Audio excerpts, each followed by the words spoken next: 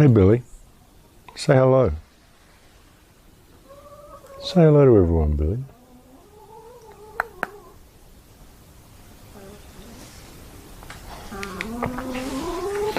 Hi folks. While the chaos continues, the world continues to get more and more pear-shaped. But there has been a lot of pushback, which is good to see. Some of the pushback hasn't exactly happened in the right way, the way we would have liked to see, but at least there has been some pushback. My countrymen made me proud this weekend. This chicken, please go away, I'm talking. No accounting for chickens, folks. My countrymen made me proud this weekend. There was a huge turnout, about 3,000 people, I think, marching in Sydney. There was thousands of people marching in Brisbane, I think in Melbourne and Adelaide as well. I'm not sure about Adelaide. But there were a lot of people that were out marching and pushing to get Australia back to normal. One day, as the world depression deepens, people wake up to find the government has granted itself extraordinary powers due to an emergency. Freedom of movement, freedom of assembly, freedom of speech are gone. Censorship is ruthlessly enforced. Questioning the government or its actions is forbidden. This government works with a US-led company to track everyone in the country.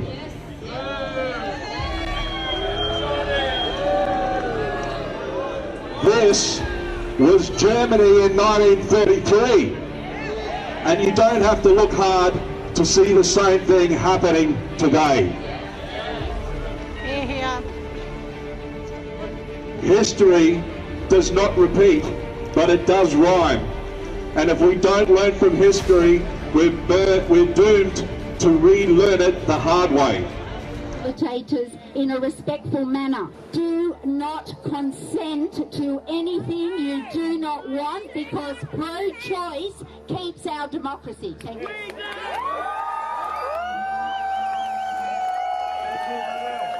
One of the things that we must do to show a little bit of respect, we must just thank the Ganges, that's police, for what's the name in us and guiding us around the circuit that we done. Shocking and horrific Australian government fascist lockdown have resulted in a group of patriotic Australians invoking Article 61 of the Magna Carta to dissolve this current Australian government and elect a new competent Australian government under our lawful Australian Constitution. We are gathered here today to defend and protect what is ours, to protect our body, our mind, and to preserve our beautiful world with its special flora and fauna. No one owns this land, as the Indigenous people know. No one owns your body. We are the caretakers, not the owners. If there's two things that are important in life, it's truth and it's freedom. We are the informed, we want information and we want the truth. The truth doesn't change. And thanks to COVID-19, we are united now locally and globally in a way that we weren't before, with an explosive awareness that things are not okay. The police are here today. The police are giving us respect. The police have followed us, made no trouble with anyone. They're asking for one little simple thing, which isn't their problem. They're not telling us this. The government's made these rules. That's who we have the problem with, not the police here today. I am speaking on behalf of the future generation, which have no freedom and rights if we do not speak up now. Now, they often say everyone's entitled to their own opinion, and I agree with that.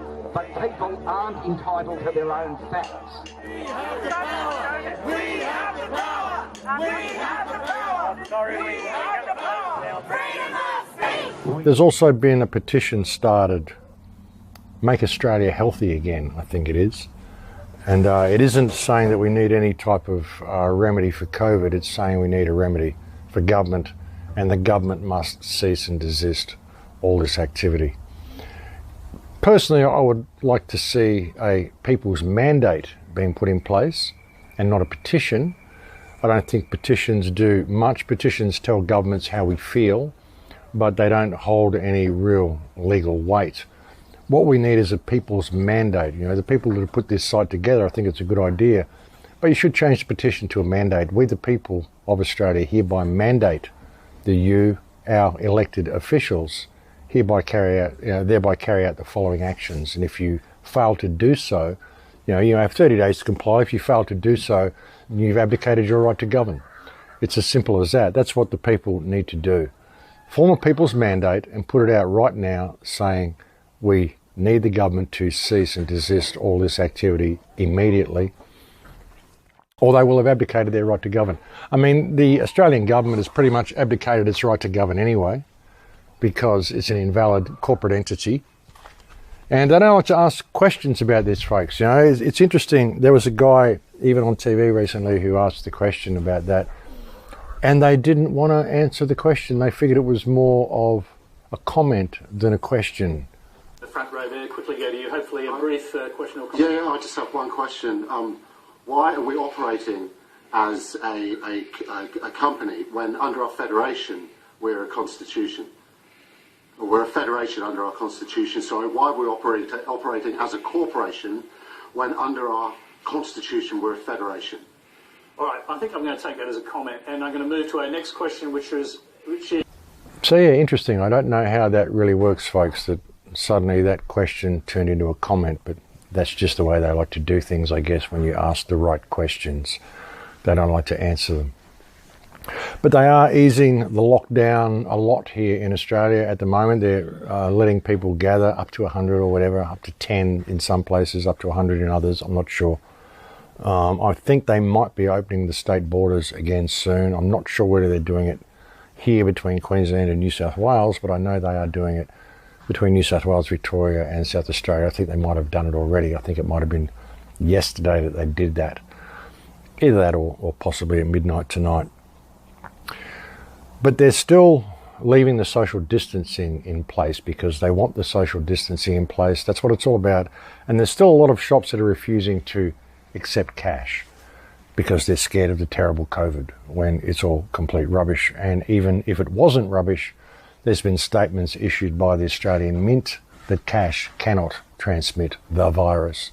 And so there's no reason why you should be denying people of cash. And indeed, you are doing a great disservice to people by denying them cash. So, you know, we've got to push back in this respect still. We've got to realise that the social distancing is not about keeping you healthy, it's about surveillance. Anybody who's demanding you wear a mask, they are demanding that you take action which is going to damage your health, so you need to say no to that.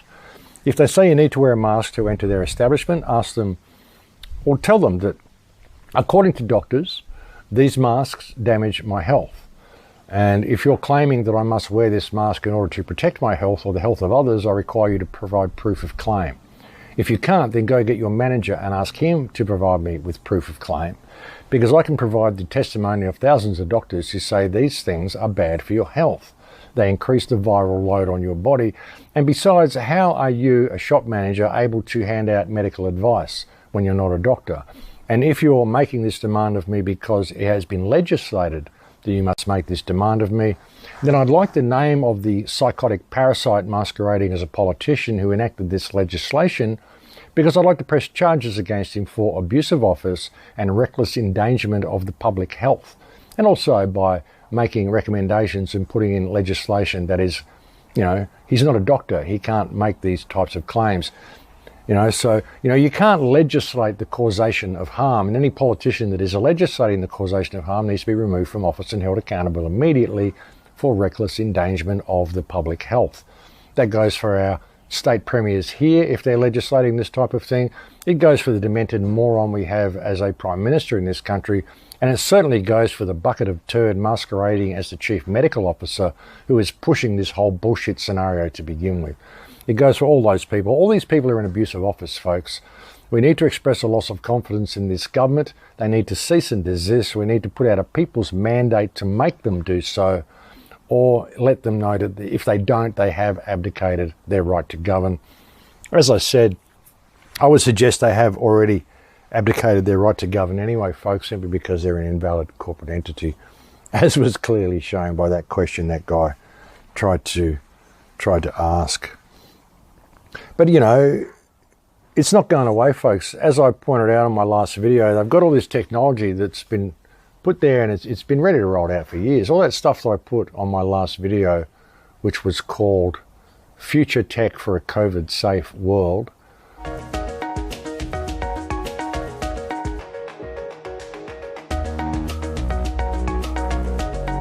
Matternet is an all-new technology that has posed itself to be the United States' first drone-powered airline, making deliveries fully automated and dropped off via drones that do not require human operation. This could also help to save lives by not exposing drivers to dangerous illnesses, or exposing hospital workers to bacteria and germs that may appear on packages after they have been transmitted through dozens of different trucks and factories.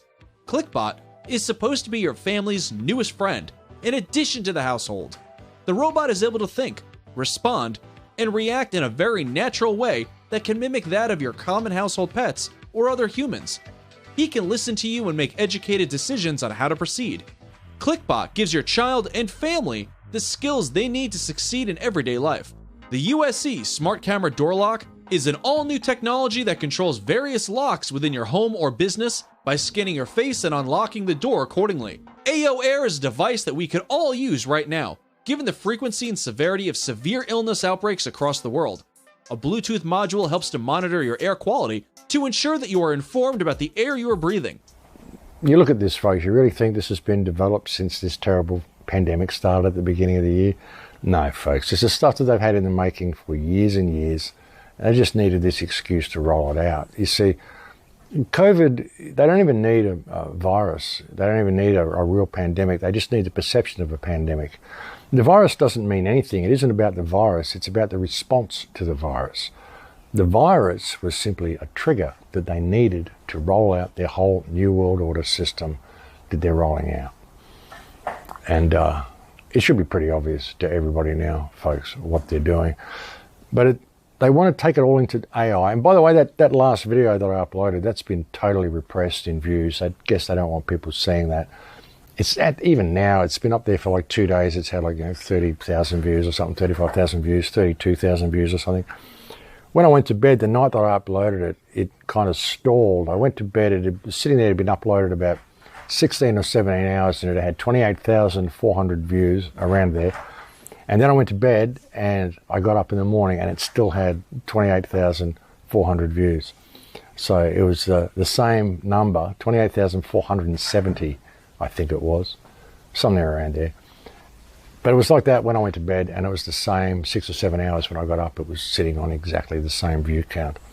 Interesting how they do that, folks. I guess they didn't want people to see that.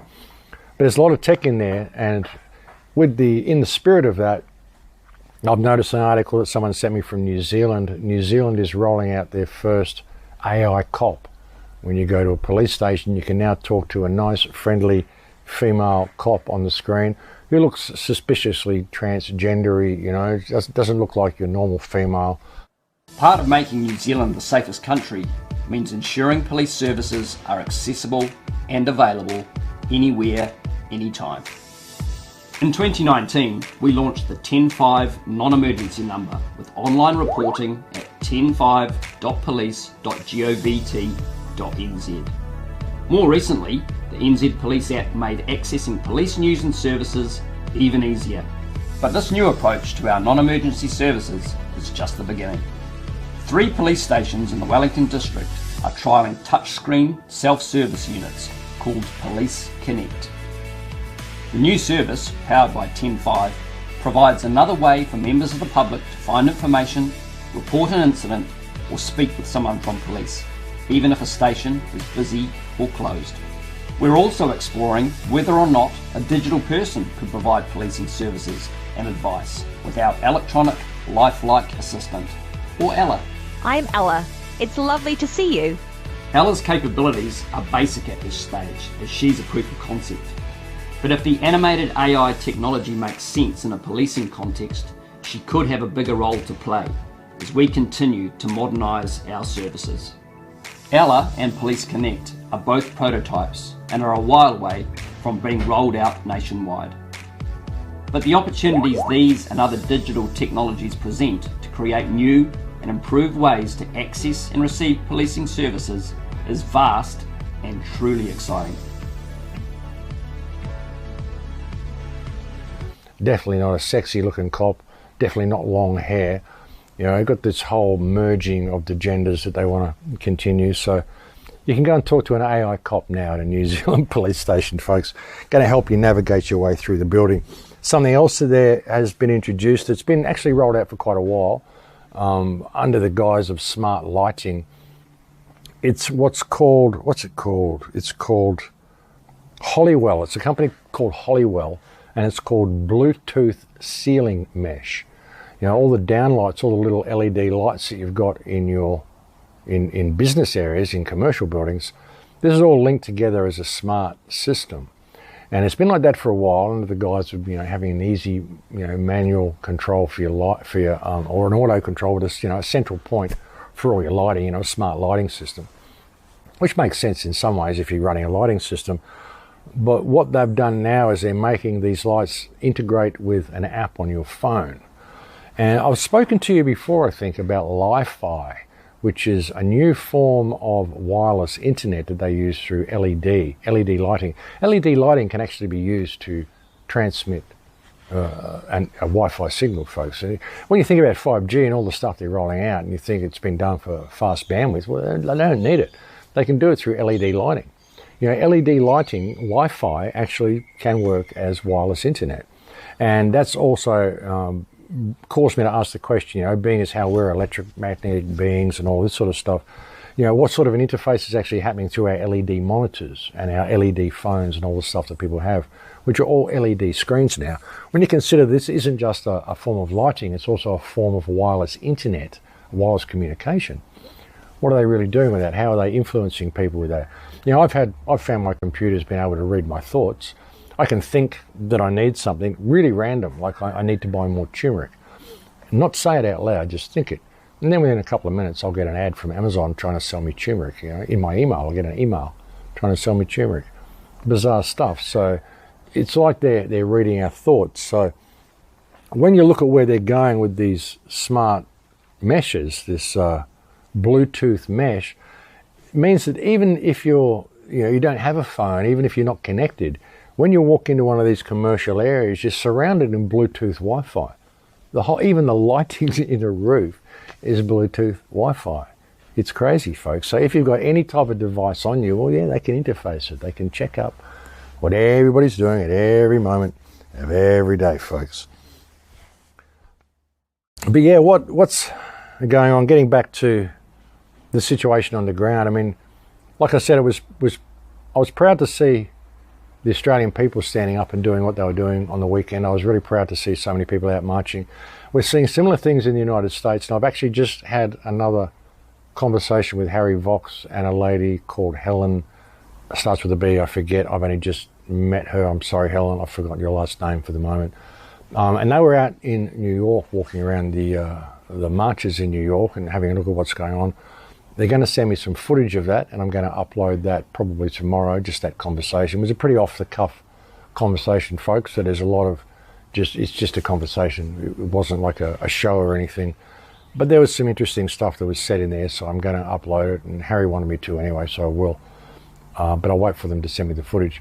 But, you know, what's going on in the United States is really being taken to the next level.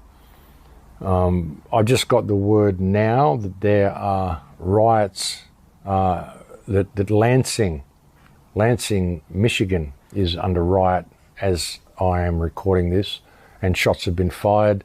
There are several sheriffs involved and several police departments involved, and the National Guard is on their way.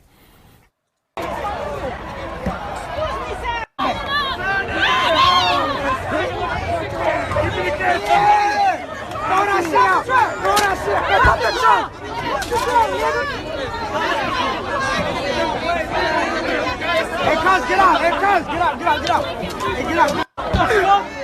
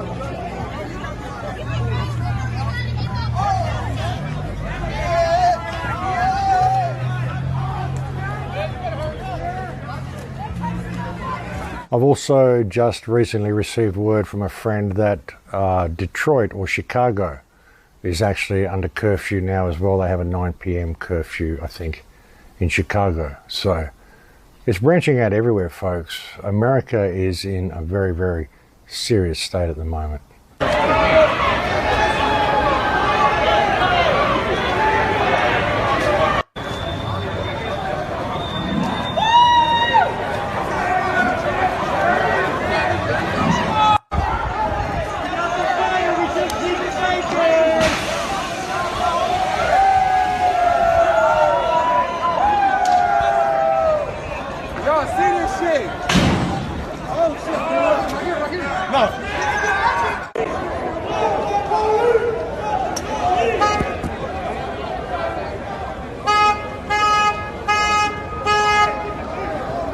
So there are riots going on right across the United States. There's been some incredibly disturbing footage being posted to Twitter and places like that that have shown a lot of just incredibly bad violence happening in the United States.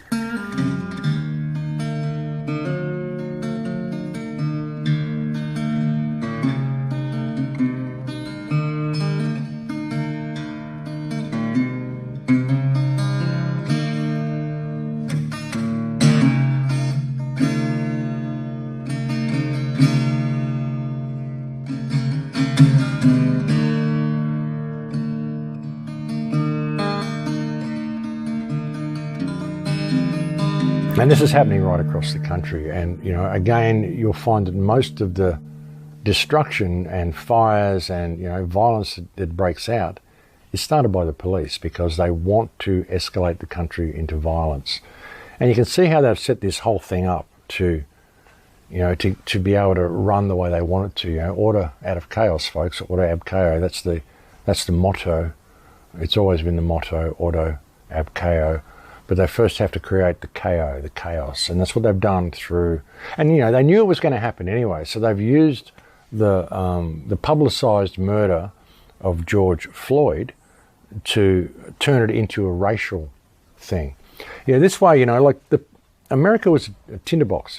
Everyone's sick of the lockdown. Everyone's sick of what's going on, and, you know, it was pretty well ready to explode anyway. So in order to cover that, they put this stage this public murder, right? And I think they probably killed the guy. I mean, I don't think it was an actor. I don't think any crisis actor would take that gig. You know, if someone offered you a gig as a crisis actor and said, look, what you've got to do is lie face down in the gutter with, you know, hands handcuffed behind your back while a guy kneels on your neck for 10 minutes and then disappear for the rest of your life. I don't think anyone would take that gig. I certainly wouldn't. It'd be too easy to be set up. And it's far easier for them to kill someone. But having said that, I think they fully staged it. I think it was meant to be filmed. Very likely the people filming it were probably even cops, you know. I mean, I think it was set up to be the way it was, and it was set up to be as brutal and dramatic and to make people angry. That's what it was for. I mean, you can't help but being angry when you watch it. You just can't help it. So, but, you know, having said that, I mean, people who are arguing over whether he died or not, it's an irrelevant moot point. It doesn't matter. They want you arguing over all these details. You know, they want you arguing over whether this or the Freemasons involved, or whether they want you just looking, because it's all irrelevant bullshit. It doesn't mean anything. What matters is why the event was staged and what it's going to be used for. And what it's been used for has been to misdirect public attention away from the real reason people are rioting and the real reason people are upset, and turn it into a race thing. And of course a race thing, you know, it's white cop killed black man. No, it isn't. It's the state killed a man. You know, it doesn't matter if the man was black or white. It's another person killed by the state. There was a guy, good citizen, didn't do anything wrong. Apparently he was in his apartment building and he was pleading for his life. He was a white guy, pleading for his life, family guy, good, honest citizen, pleading for his life. The cops just shot him. Didn't even hardly make the news because he was a white guy, because they can't use that to push their agenda. Coercing other humans seems to be at the heart of what our species does. It's the level of that coercion that some try and draw a line at. But the only thing that this demonstrates, this demarcation line, if you will, is their lack of understanding about the nature of coercion and the force behind it. Currently, at the moment, American cities are yet again exploding into a frenzy of riots and looting.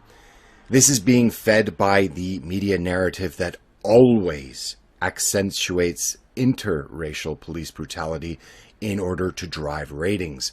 To be sure, the senseless death of Mr. George Floyd in Minneapolis was senseless and tragic.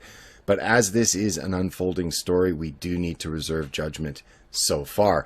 The one thing we can know, however, is that the media is driving this wedge between Americans for profit. The reason this is very clear is that when police brutality is intra-racial, as was the case back in January 2016 when Officer Philip Mitchell Brailsford gunned down in cold blood 26-year-old Daniel Shraver in a hallway outside of his hotel room in Arizona as he was forced to crawl along the floor, crying and begging for his life. His pleas for his life did him no good, and he was murdered. And while the officer did lose his job, he wasn't jailed for this senseless act of brutality. In fact, he was temporarily rehired by his department last year so that he could apply for an accidental disability pension. Yes, that's right, a pension that is tax-free, worth $31,000 for life, that he will now have as he claims PTSD for gunning down Daniel Shraver. Guys, I just wanted to make a quick video because I just need to share my frustrations. As you guys know, my husband was killed a few weeks ago while traveling for work in Arizona. And he was a really good dad. He was a hard worker and my best friend. It's really hard and frustrating because his story isn't being shared that much. It is by my friends, so I don't want you guys to think that I don't appreciate that. I do. But it's frustrating because he was white and because he was just a young guy and he doesn't have, disabilities or, all these things that other stories are being shared, that it doesn't matter. Because his life didn't matter too. He was my husband and my kid's father. And it definitely matters to us. And now all that's left of him is this.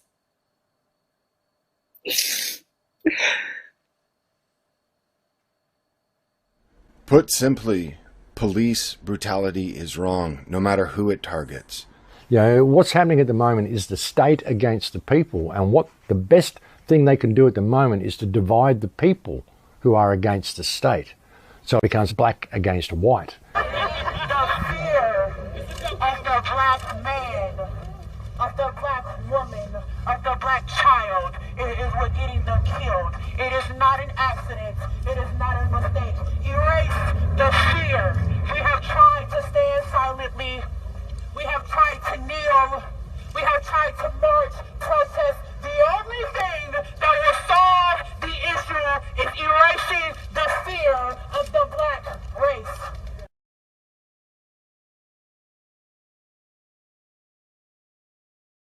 Because he was white, and it doesn't matter. He was my husband and my kid's father. And it definitely matters to us. Put simply, police brutality is wrong, no matter who it targets. Everybody's being oppressed by the state. It doesn't matter if you're black or white. The cops are still going to kill you. They're still going to shoot you. It doesn't matter. Although they don't all the time. There was one scene I saw that someone sent where there were armed people approaching some government building and the cops all knelt down on one knee and kind of said, hey, we're with you, we're with the people. You've got to wonder whether they meant that or whether it was just a psychological operation because, hey, when are the cops ever with the people? But then, there's got to be some good cops in there somewhere, so, you never know. But there's so much of a psychological operation going on at the moment, and, the worst thing we can do is have violent protests. It's not about violent protests. I mean, sure, if it gets to the point where the government gets violent with you, then sure, you should respond. I have no problem with counter-violence. It's just the violence. The violence is a problem. We don't need violence. Violence doesn't solve anything. What's going on here, folks, more than anything, is a spiritual war. It's a spiritual battle. You know, it's a battle between freedom and slavery. You know, everyone wanted to know what the new reset was going to be like. Well, this is the new reset, folks. This is the new reset. You know, and the real plan here is to get rid of the older people, get rid of anybody who has a memory of the past, and lead people into the future that they want them to have, which is not going to be a future that, you know, anybody is going to want to live in, folks. You know, Agenda 21, Agenda 2030, that's what they want to put in place. The peacock up here, on top of the tank. Hey, Billy. What are you doing up there? You going to come down and say hello? Maybe he is, maybe he isn't. But yeah, you know, I said a few shows ago, a few reports ago, you know, playing into their hands will be to create civil unrest, and they've created it themselves. They've used the George Floyd killing as a trigger, and it's classic that they would pick someone like George Floyd, because there's been so much stuff come out about him now, so much stuff we didn't know. We're told he was a gentle giant. Then we find out that he's actually got a record of being quite violent, that he's a porn star. We find out that he worked at the same club as a security guard for 17 years. Floyd worked inside, and the security guard, or the cop who killed him, worked outside.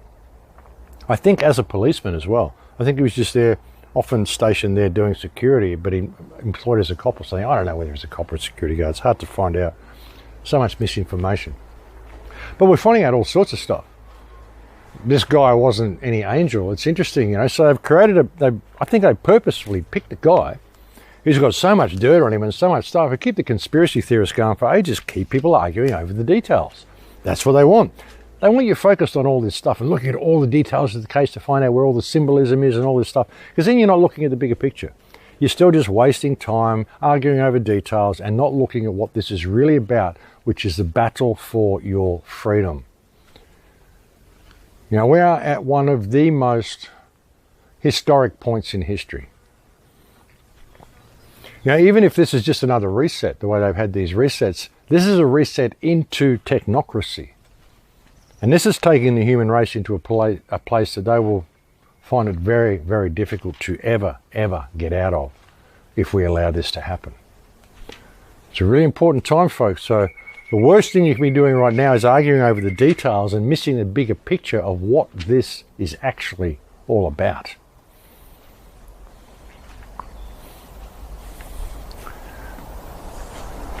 You know, this is the point where we have to make that decision, folks. Do you want to be free, or do you just not care? And if you do want to be free, how much effort are you prepared to put into that? You know, marching, I mean, it's great. It shows solidarity. The marches here that were peaceful, that was great. It showed solidarity. But ultimately, it doesn't really lead anywhere. You go to marches and people look for the good speaker or the good leader, someone that they can follow, and they forget that they really should be following themselves. The problem with being a leader and any of that sort of stuff is, you know, as soon as you take that position, you're kind of taking power away from other people. You're taking their focus away. You know, you encouraging them to look for a new nanny. And that's what a lot of people want. They want a new nanny. That's why they want a leader. They want a face to the revolution. They want someone to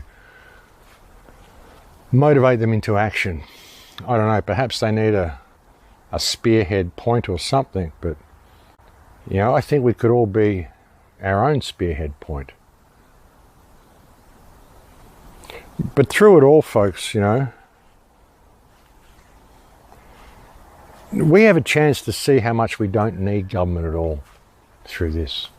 I really think we do. We have a real chance for freedom.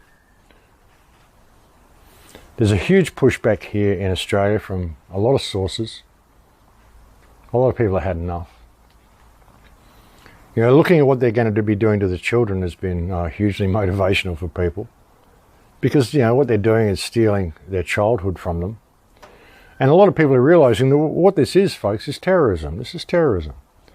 What the governments have done to us is terrorism. You know, Scott Morrison, you're a terrorist. Brendan Murphy, you're a terrorist. All our state premiers are terrorists. All these people. Psychological terrorism, abuse of power, abuse of everything that it means to be human. And a lot of people are getting that. And again, folks, I mean, I don't place any faith in government of any kind. I really don't. I mean, Trump's done some interesting things lately. Trump seems to be pushing back. I don't know. He's a weird one. He's a weird one. I half wonder whether a lot of the stuff he says is simply to keep the Q-tubers in line and to keep the patriots in line, to stop people from actually standing up, to make them think that he is going to make a difference. But, you know, I don't see how he can from this point. You know, America is virtually gone. And even the posturing against China. Why on earth would you be posturing against China when your country is on the brink of civil war? Because that's really what's happening in America at the moment. It's on the brink of civil war. And with all the riots that are happening, which, again, I think all the violence and the destruction of infrastructure and destruction of shops, burning down of shops and burning down of houses that's happened in some places, I think this has all been done by the police. And, you know, it doesn't make any sense for the people to be doing that, because all you're doing is destroying your own home, depriving yourself of infrastructure that you need to survive if you're living in a city. And, you know, they want that. They want the chaos because they want the cull. You know, people are creating a situation where there will be some sort of a disease in September, simply through the conditions they're creating for themselves to live in. It's going to be beyond the third world once these rioters are finished. You know, and the food trucks stop running and people find themselves living in dangerous areas. You know, people won't want to go there because it's a dangerous area, because there are rioters and looters and rah-rah-rah, you know. So, and it is being set up, folks. Because even some protesters found pallets of bricks being left in the middle of the road so that there'd be plenty of ammunition there for people to smash shop windows. I mean, why would anyone want to do that? People that are out there doing peaceful protests and really protesting, you know, for what they really believe in, don't want to smash infrastructure. The only problem they've got is with the police and government. So why are pallets of bricks being left in business areas, in areas where there are expensive shops, just so people can throw bricks through the windows of these places? And who is it that begins the throwing of these bricks? You know, as we've seen with a lot of reports, it's always the police. This right here? Yeah, they put them there. This the setup. They put them there on purpose, y'all know bro. Where we at. They gonna set them right up on the route. Y'all know what building this is right here. Now. I ain't even gonna say what name it is. Hey, where do them bricks go to? Where do them bricks go to? Where do them bricks go to? We gotta do better. Ain't no damn construction. Gotta do better. Ain't no damn construction around here. I see. Ain't no damn construction around here. You just gonna set a pallet of bricks right there. Oh, okay. Listen, I did jury duty 3 months ago. Y'all don't keep no bricks right there. Do better. There was another report that came out. There was a shop that was smashed, I think, in Michigan. And people realised it was a cop who smashed the shop window.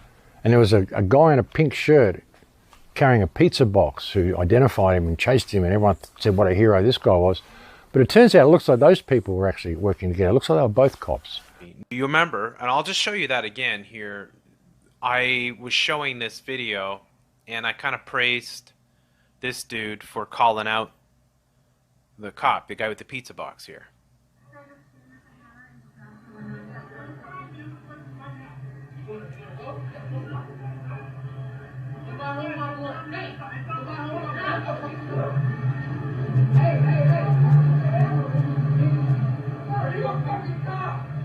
There you an effing cop, right? Now check this out. There they are.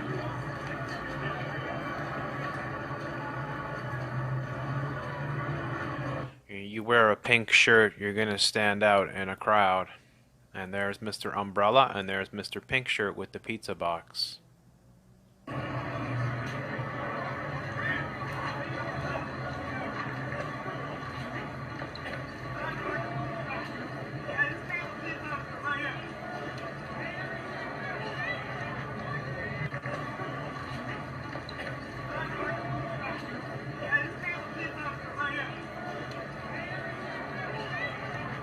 You can hear someone say, hey, this guy's a police officer right here. But we see them walking, and it's like they're buddies.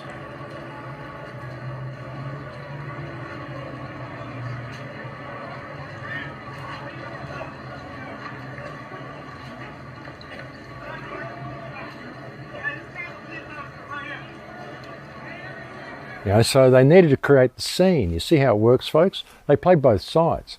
It's like when people troll your video clips. Very often you'll have someone come there and they'll make a negative comment. And someone will come along to defend you. And they just do it because they want to start the argument. Half the time they're sitting at the same table in Langley or in Israel or whatever, in one of these troll farms. They just want to start the argument. They want people to join in. They want people to engage. They want to take people's attention. Waste your time reading these comments and arguing with people online who you've never met, because it takes your attention away. It engages you rather than you being engaged in yourself and being engaged in freedom. You know, this is a spiritual battle on so many levels, folks, you know, and if people could just discover the truth of themselves and the value of themselves and turn away from this system, we could heal the world in a day. You know, it's the problem with the protesters, as Harry was saying in the conversation I was having with him earlier. You know, people are just marching, but they have no leader. And when someone comes along and says, hey, let's do this, everyone just follows them. Because they can't lead themselves, and they're just looking for someone to lead them. They have no focus. Even though they're protesting, they're getting out there in the street and they're just screaming out, you know, we don't like this. But we don't know what it is we want. We just don't like this. It's like the Occupy movement. When the Occupy movement went and occupied Wall Street and they were just there screaming, it was the same thing, saying we don't like this, but we don't know what it is we want. Which is why so many groups tried to hijack the Occupy movement. You know, I remember putting out a video at the time saying, occupy yourself. We already occupy the whole earth. People occupy the whole earth, but we don't occupy ourselves. We don't know who and what we are. So we go out there and we lash out against all this external stuff, not realizing that all we have to do is change our perception and change what's inside and change how we interact with people, and the world will change in a day.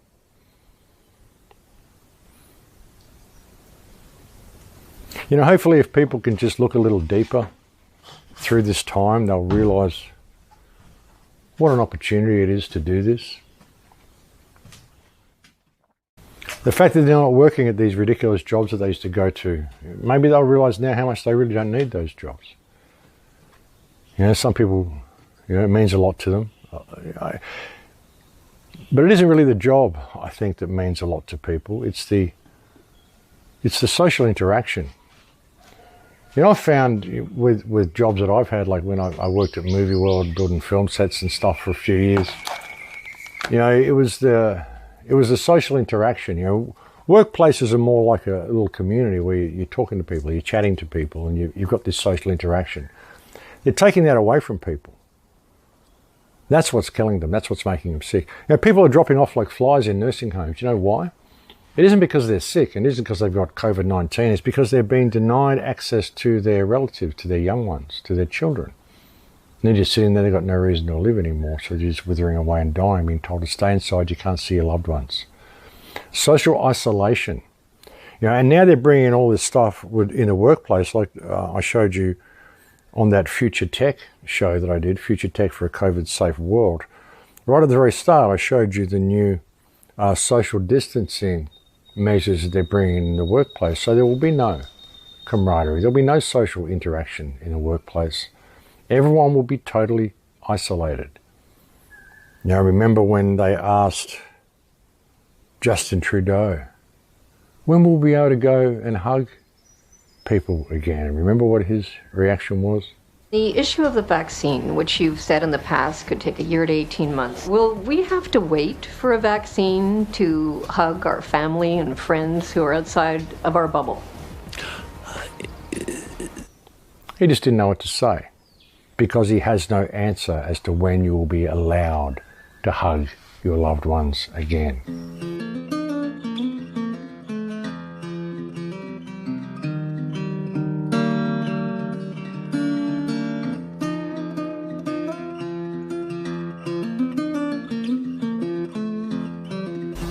As I said, folks, what it's about is total human isolation. You know, depopulation, they don't want people getting together for any reason. They want you to view other human beings as dangerous, and they want you to be perceived as being dangerous if you've been close to any other human beings.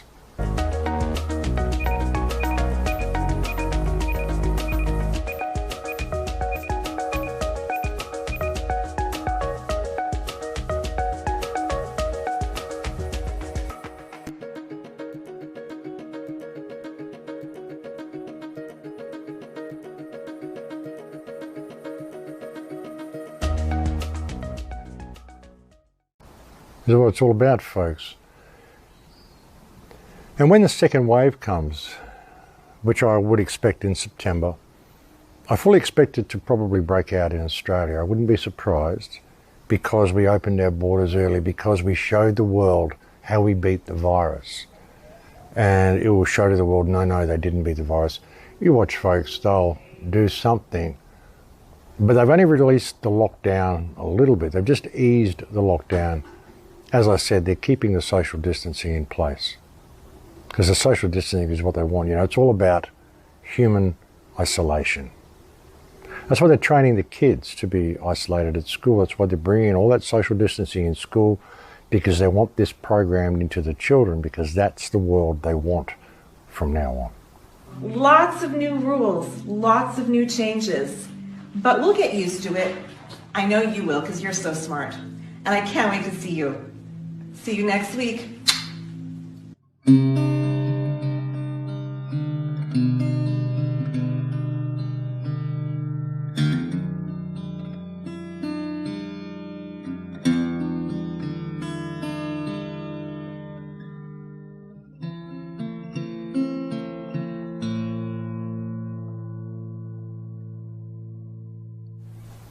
But this is all bullshit, folks. It's all fake. There is no pandemic. There is no deadly virus that is running around killing everybody and so contagious that we can't touch anything and can't use cash and can't hug anybody else. It's all bullshit. Your government's lying to you. Like I said, this is terrorism. Fuck these people. Fuck their rules. Fuck all this shit they're doing. I shouldn't swear, but I tell you, folks, it pisses me off. This whole thing pisses me off. These treasonous traitors, these cretins, these terrorists that we got running this country. It can't be tolerated. And ScoMo, you piece of shit, you lying piece of shit. And Brendan Murphy, you lying piece of shit. And the Premier of New South Wales, you lying piece of shit. And the Premier of this country, whatever its name is, the Premier of this state, whatever all their names is, all the politicians in this country. I urge you to go and visit this guy. I'm going to leave a video here on the end of this clip. It's kind of disturbing, but I'm going to put it up there anyway because I think it's a heartfelt plea. Someone who committed suicide. Not the person on the video, but they're referring to someone who committed suicide. You know, and again, you know, the suicide toll in this country at the moment is greater than the death from the so-called coronavirus. And every person who's committed suicide in this country has been killed by government, by proxy. Scott Morrison, you're a murderer. You murdered all these people who committed suicide by proxy, by the ridiculous rules that you put in place for a non-existent pandemic. You're a fucking disgusting human being, a fucking disgusting individual. You have no right to call yourself, even call yourself a human being. You certainly have no right to be a Prime Minister, certainly not in any position of power. You shouldn't be in control of a scout club.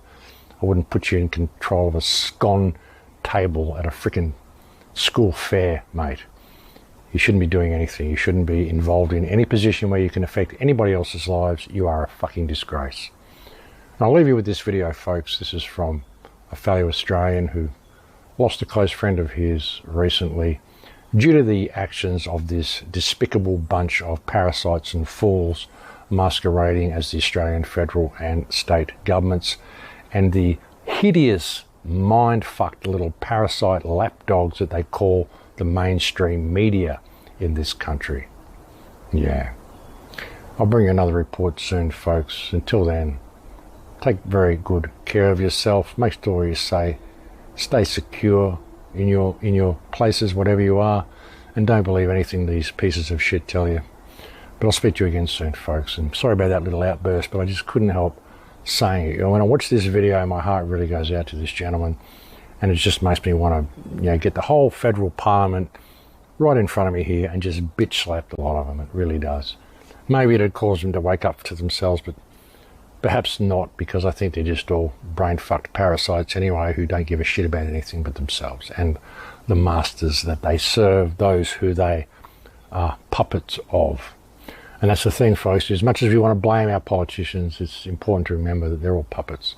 They're all bought and paid for. They're all just doing what they're told.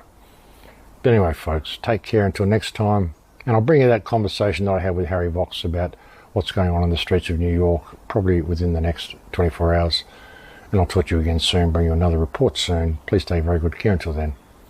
In Lakesh. Hi guys.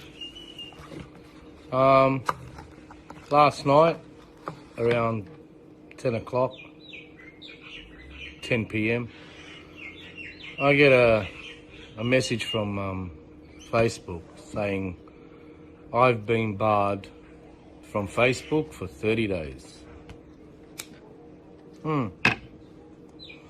So for more info, it said. So I looked at the more info and basically said that my last 16 posts have been offensive to our community and not in the standards with the community or whatever bullshit crap Facebook's going on about. My last 15, 16 posts have been about the COVID-19 and it's bullshit. I don't believe in it. I believe it's caused more damage to our economy and to our life than, killing people. It's a bullshit virus designed to destroy countries, create massive unemployment, and turn us all into slaves. So Facebook barred me for 30 days. Now, as you all know, I've recently had an event in my life that has taken a toll on me, a huge loss on my family. Now, while this COVID motherfucking bullshit didn't kill my wife's best friend, nor did it kill my adopted sister, a person who has been part of our lives for 20 years. No, COVID-19 wasn't the disease that killed her. But COVID-19 and these laws that have been put down on us did kill her. Okay? It wasn't the virus that killed her, it was the laws that have been put down by these motherfucking board of directors that killed her. Okay? I can't tell you, and I don't want to tell you, how my wife found her. I don't want to tell you what I tried to do to bring her back. But no! Let's all get upset that a 97-year-old person died. Let's all lock ourselves up in home. Let's shut down businesses. Facebook took an offense to this. So this message is to Scott Morrison and Gladys Berejiklian. Come to my house. Come to my house and explain to my child. Explain to my daughter Gemma, who still now cries at night. All right? I'm a father and I can't explain to my daughter what happened. You two fuckers, you come to my house and explain to my child what your rules have done to my child. She sits and cries. She sits and cries and she says she shouldn't have died like that. She shouldn't have died like that, and she cries. A 12-year-old girl sits and cries. She still doesn't sleep at night. She still doesn't sleep at night. A beautiful, vibrant young lady. So terrified of all this virus and all these laws that have put down, you know. All she did was go home to work and then home. Work and then home. This was a woman, this was a young lady that was at my house with my wife every day. Every day. Work, Romeo and Jemana's house, then home. Every day. And then COVID came and lockdown rules were implemented. And she was so worried about everybody else. Okay? I'm not telling you how I found her. I'm not telling you what I tried to do to bring her back. I'm telling you these motherfucking laws. Okay? And the fear that she had through the fucking media, she's gone now. She's gone. And I and my wife and her uncles, we can't deal with the fact how it happened. Okay? So good on you, Australia. Good on you, all of you, good on you. Good on you for shutting your businesses down. Good on you for going home and sitting inside. Good on you. Good on you for cowering away like fucking little... You have no idea what life is, and I'll continue to say it. You have no idea what life is. You're a bunch of fucking cowards. Okay? So ScoMo goes, you come to my house, you motherfuckers. You come to my house and you explain to my daughter, okay, why this has happened. And the rest of you fuckers go worry about losing a 94-year-old person and worrying about how you're going to die instead of trying to understand how you're going to live. You're a bunch of fucking cowards. You're a bunch of fucking cowards that believe the biggest hoax in mankind. I'm sick. That's it. Coming straight cold from the place in my heart, yeah. Not the kind of man, only stand there and fight. I'm the kind of rapper, grab that pen and ride. Call hard lyrics, I don't mince my words. Observe the absurd, exposing lies that you heard. I'm a true spitter, lyrical hard hitter. Sit back and spit, man and mine, illicit politicians, yeah. Cut them down with the sound of the streets. We the people hear our voices speak. It's lyrical, not physical. We raise it to the spiritual lane, looking for a miracle.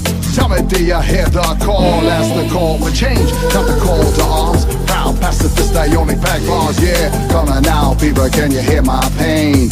Come and stand with me, cause it's time to change. Going through some changes, my life is rearranging. The path that I have taken will lead to my salvation. The future lies before me, soaring through the heavens. I'm taking all my chances, yeah. See, change, it don't come for free, cause it's a consequence of the lives we lead, yeah. You don't see it, then you won't be it.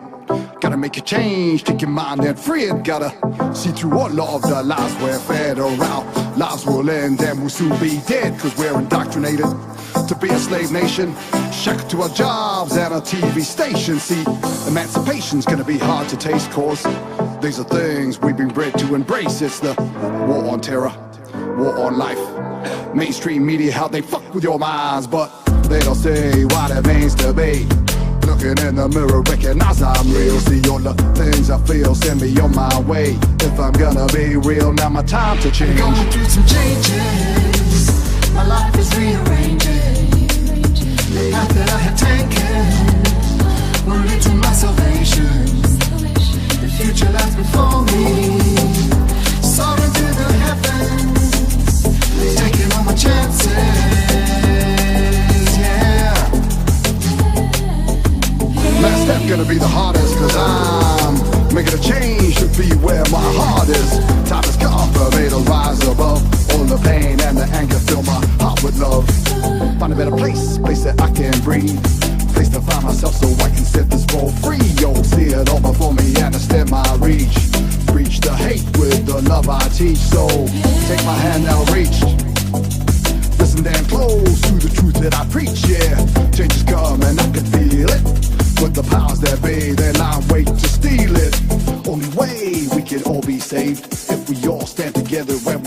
change, yeah. Unified, we can find no equal. Universal mind, we will never be defeated.